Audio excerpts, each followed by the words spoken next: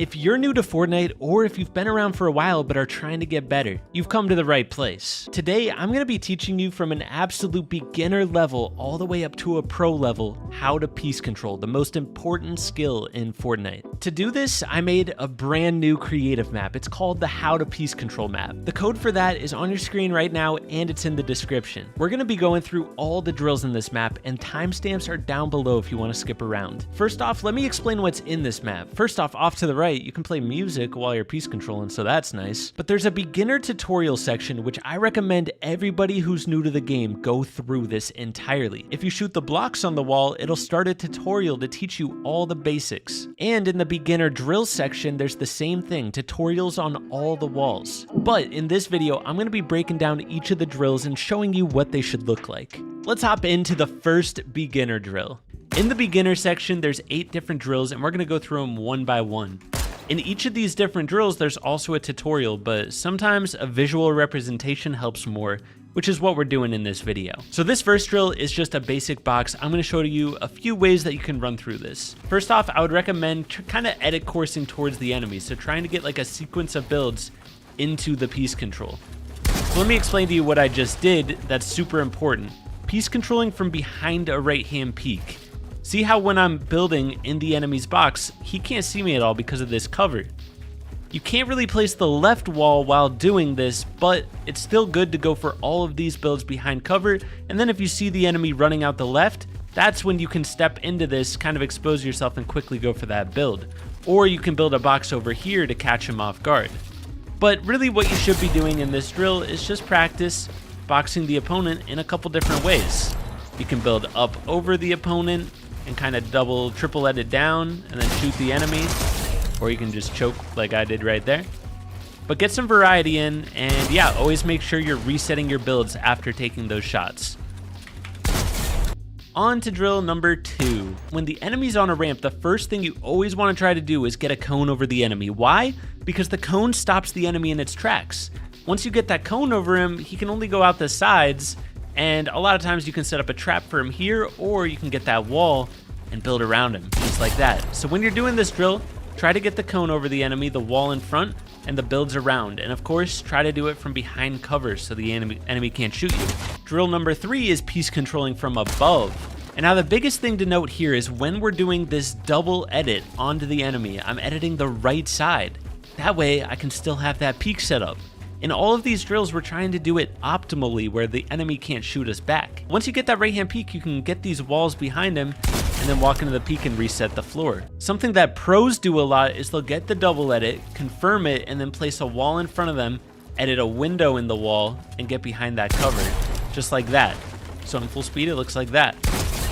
That can be better to do because sometimes, you know, you'll get this peak set up and you have to walk all the way over here to shoot him, which is really awkward, and he could low-key just run at you. So sometimes, you know, opening wide and then doing this can be a better option. Drill number 4. This one is also from above, but this time we're going to be using this wall as cover. So we get the double edit, builds around him, and we're using this as a peak. Or we're going to shoot the wall instead of the bot. Oh, good. You could also try to place ramps in the enemy's box and then edit the ramp just like that. With all these drills, try to do it in a variety of ways. That way you can get comfortable doing different types of piece control. Drill number 5. This one is from below. Now what I do for this drill is I just go straight into a Martaz peak where you edit this back tile of the floor and place a ramp and then jump through there. I always build a wall after taking the shot. That way, let's say the enemy's still over there. I'm gonna miss the shot here. The enemy's still over there. You can then edit up and piece control through that wall. Versus if you didn't place the wall, you know, and you missed the shot and you edit through, he might get that wall before you, which is why I always go for the wall after shooting. But another way you can go about this drill is double editing up, placing a wall, and then the builds around him from behind this window, just like in the first drill. And if double editing's a bit hard for you, you know, you could just do a single edit with a cone and then the wall.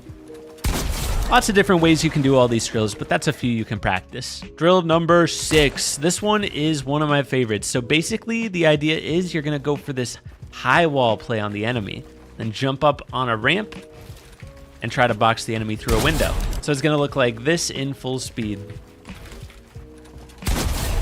You don't need to piece control through a window. Like, you could go up and jump up like this, it's a little bit easier to do it like that, because it can be kind of awkward hitting that little jump like this. Like, I mess up a lot while doing that. So drill number 7 is a side jump. What you want to do is place a cone through the floor, jump around, place a wall, and land on a floor. Once you get to this point, you just piece control the enemy. And once again, you know, I'm leaving that left wall open for the most part, and if I saw them running out the left, maybe I do a little edit like that, build the wall, and set up another window peak. You know what I mean? Like, I'll grab that wall if I see them going out there, or I'll just build this stuff. Drill number 8, the final one of the beginner drills. This one, I like to do a little edit course, double edit, claim this wall from above. You don't drop down.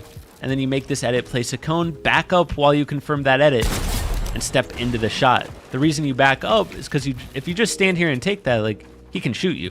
But if you back up, it's going to be harder for him to hit the shot. And it kind of turns into a peak, just like in the other drills. Boom. So that is all the beginner piece control drills. Now we're going to move on to the advanced drills. Now these ones get fun. Every single day when I get on, I just cycle all of these drills because it's a really good warm-up.